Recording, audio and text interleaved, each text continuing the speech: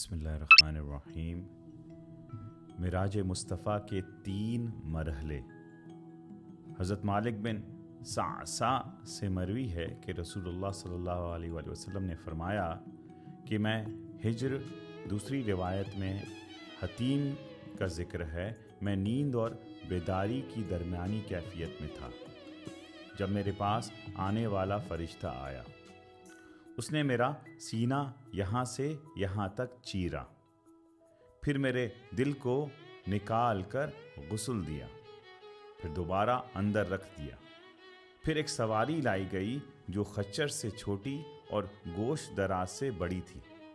اس کا رنگ سفید تھا، اسے براق کہا جاتا ہے، پس مجھے اس پر سوار کرایا گیا۔ اس حدیث کو روح المعانی میں لایا گیا ہے، اور حضور سیدی شیخ الاسلام نے ان ساری حدیثوں کو اور مزید ڈیٹیلز کو فلسفہ معراج میں جمع کر لیا ہے۔ اب آئیے حدیث سے حاصل ہونے والے نکات کی طرف چلتے ہیں اور معراج مصطفیٰ کے 3 مرحلے کو گوش گزار کرتے ہیں۔ مرحلہ اولا، فرسٹ سٹیج، بیت اللہ سے بیت المقدس تک کا سفر۔ سفر معراج سفر محبت بھی ہے اور سفر عظمت بھی۔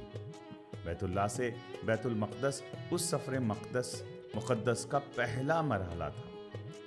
یہ واقعہ معتد صحابہ کرام سے مروی ہے اور متعدد طرق و اسناد و تفصیلات کے ساتھ منقول ہے۔ نیز تابعین نے بھی اسے صراحت کے ساتھ بیان کیا۔ جب تاجدار کائنات صلی اللہ علیہ وآلہ وسلم کو براق پر سوار کرایا گیا تو وہ فخر ور استنباط سے ناچنے لگا کہ آج سے اسے سیاہ لامکاں صلی اللہ علیہ وآلہ وسلم کی سواری ہونے کا لازوال اعزاز حاصل ہو رہا ہے۔ براق اس سعادت عظمیٰ پر وجد میں آ گیا۔ اس پر جبریل امین علیہ السلام نے اس سواری سے فرمایا، رک جا، اللہ کی عزت کی قسم، تجھ پر جو سوار بیٹھا ہے آج تک تجھ پر ایسا سوار نہیں بیٹھا۔ حضور رحمت صلی اللہ علیہ وآلہ وسلم کو براق پر سوار کرا کے انہیں بیت المقدس کی طرف لے جایا گیا۔ براق کی رفتار کا یہ عالم تھا کہ جہاں سوار کی نظر پڑتی تھی وہاں اس کا قدم پڑتا تھا۔ پھر حضرت موسیٰ علیہ السلام کا اپنی قبر انور میں نماز ادا کرنا۔ سفر معراج کے پہلے مرحلے پر سفر جاری تھا کہ حضور رحمت صلی اللہ علیہ وآلہ وسلم کا گزر حضرت موسیٰ علیہ السلام کی قبر انور کے قریب سے ہوا۔ آپ صلی اللہ علیہ وآلہ وسلم نے دیکھا کہ وہ اپنی قبر انور میں کھڑے ہو کر صلات پڑھ رہے ہیں۔ پھر آگے انبیاء صف بصف آپ صلی اللہ علیہ وآلہ وسلم کے استقبال کے لیے کھڑے تھے۔ جب یہ مقدس قافلہ بیت المقدس پہنچا تو باب محمد صلی اللہ علیہ وآلہ وسلم کے استقبال کے لیے کھلا تھا۔ جبریل امین نے اپنی انگلی سے دروازے کے قریب موجود ایک پتھر میں سوراخ کیا اور براق کو اس سے باندھ دیا۔ پھر آپ صلی اللہ علیہ وسلم بیت المقدس میں داخل ہوئے تو تمام انبیاء کرام علیہم السلام آپ صلی اللہ علیہ وآلہ وسلم کی تعظیم، اکرام اور احترام میں منتظر تھے۔ انہیں حضور علیہ السلام کی امامت میں نماز پڑھنے کا شرف حاصل ہوا۔ اب دوسرا مرحلہ معراج النبی کا بیت المقدس سے سدرۃ المنتہا تک۔ اس حدیث کو تفسیر بغوی میں آیا ہے، امام بغوی نے اسے لایا ہے۔ فرمایا کہ پھر آپ صلی اللہ علیہ وسلم آسمانوں کی طرف بڑھے اور جب آسمان دنیا پر آئے تو دروازہ کھٹکھٹایا۔ آواز آئی، کون؟ جبریل امین نے کہا، جبریل۔ پھر کہا گیا، آپ کے ساتھ کون ہے؟ انہوں نے کہا، محمد صلی اللہ علیہ وآلہ وسلم۔ پھر پوچھا گیا، کیا انہیں بلایا گیا ہے؟ جبریل نے کہا، ہاں۔ آواز آئی، خوش آمدید، کتنا اچھا آنے والا آیا ہے۔ تاجدار کائنات حضور رحمت صلی اللہ علیہ وآلہ وسلم کی ملاقات حضرت آدم علیہ السلام سے ہوئی۔ انہیں بتایا گیا کہ آپ کے جلیل القدر فرزند ہیں، ختم المرسلین ہیں، یہی حضرت محمد صلی اللہ علیہ وآلہ وسلم ہیں۔ حضرت آدم علیہ السلام نے سلام کا جواب بھی عرض کیا اور اپنے عظیم فرزند کو دعاؤں سے بھی نوازا۔ اس کے بعد مہمان عرش حضور پر نور صلی اللہ علیہ وسلم کے دوسرے آسمان کی طرف اٹھایا گیا۔ پہلے آسمان کی طرف طرح بواب نے دوسرے آسمان کے دروازے پر بھی پوچھا۔ یہاں حضور علیہ السلام کی سیدنا عیسیٰ علیہ السلام اور سید یحییٰ علیہ السلام سے ملاقات ہوئی۔ تیسرے آسمان کی طرف اٹھایا گیا۔ تیسرے آسمان میں حضور علیہ السلام کی ملاقات یوسف علیہ السلام سے کرائی گئی۔ چوتھے آسمان پر پہنچے، وہاں ہارون علیہ السلام تھے۔ اسی طرح طے کرتے ہوئے سیدنا موسیٰ علیہ السلام سے ملاقات ہوئی جی، اور موسیٰ علیہ السلام کے چشمان مقدس اشکبار ہو گئے۔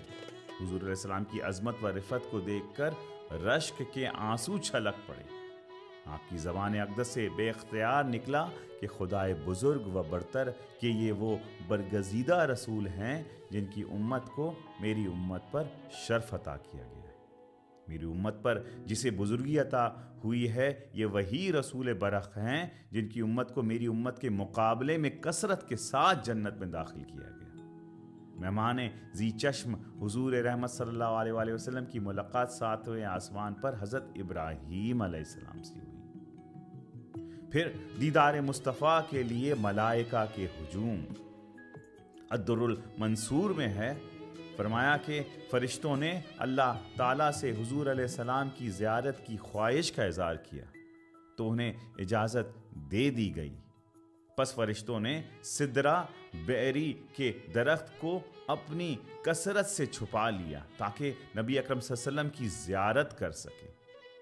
قرآن مجید میں ارشاد ہے، اعوذ باللہ من الشیطان الرجیم، سورہ نجم آیت نمبر 16، اذ یغشس سدرۃ ما یغشا، جب سائے میں لے کر چھپا لیا سدرہ کو جس نے کہ چھپا لیا ملائکہ کی کثرت میں۔ سدرۃ المنتہا کے مقام عظیم پر قدسیان فلک کو مہمان ذی وقار کے دیدار فرحت آثار کا لازوال شرف حاصل ہوا۔ رخ مصطفیٰ ہے وہ آئینہ کہ اب ایسا دوسرا آئینہ نہ ہمارے بزم خیال میں نہ دکان آئینہ ساز میں۔ جب مہمان عرش آگے بڑھنے لگے تو جبریل امین رک گئے۔ حضور علیہ السلام نے فرمایا، جبریل چلو، تو عرض کیا اگر میں ایک چونٹی بھر بھی آگے بڑھا تو تجلیات الہیہ کے پرتو سے جل جاؤں گا۔ اسے الیواقیات والجواہر میں لایا گیا۔ پھر سدرہ سے آگے یکتا و تنہا سفر۔ اس مقام پر آقا دو جہاں صلی اللہ علیہ وسلم کو جنت کی سیر کرائی گئی۔ حضور رحمت عالم نے جنت کے احوال کا مشاہدہ فرمایا اور وہاں کی نعمتوں کی زیارت فرمائی۔ حضور علیہ السلام جب سفر معراج کی اگلی منزل کی طرف روانہ ہوئے تو جبرائیل اور براق ساتھ نہ تھے۔ یہ مرحلہ سفر یکتا اور تنہا تھا۔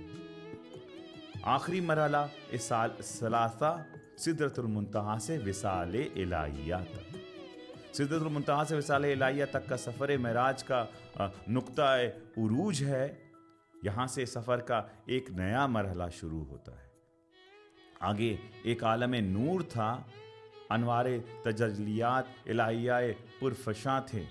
اللہ رب العزت کی ذاتی اور صفاتی تجلیات سے بھرپور عالم مکاں کے جلوے ہر 100 جلوہ ریز تھے۔ مہمان عرش حضور رحمت صلی اللہ علیہ وآلہ وسلم کو تن تنہا ان جلووں میں داخل کر دیا گیا۔ سب سے پہلے اللہ پاک کے اسما کے پردے ایک ایک کر کے گزرتے رہے اور ہر اسم مبارک کے رنگ سے حضور علیہ السلام کو گزارا گیا۔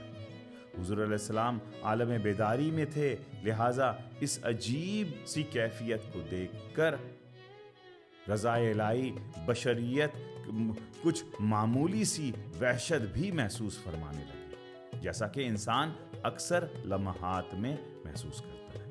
جو ہی حضور علیہ السلام کے قلب اقدس پر یہ کیفیت وارد ہوئی، اللہ رب العزت کی طرف سے آواز آئی، پیارے محمد رک جاؤ، بے شک تمہارا رب استقبال کے لیے قریب آ رہا ہے۔ پھر سفر وصال، معجزہ معراج میں یہاں تک کا سفر محبت و عظمت تھا، اب یہاں سے آگے سفر وصال شروع ہوتا ہے۔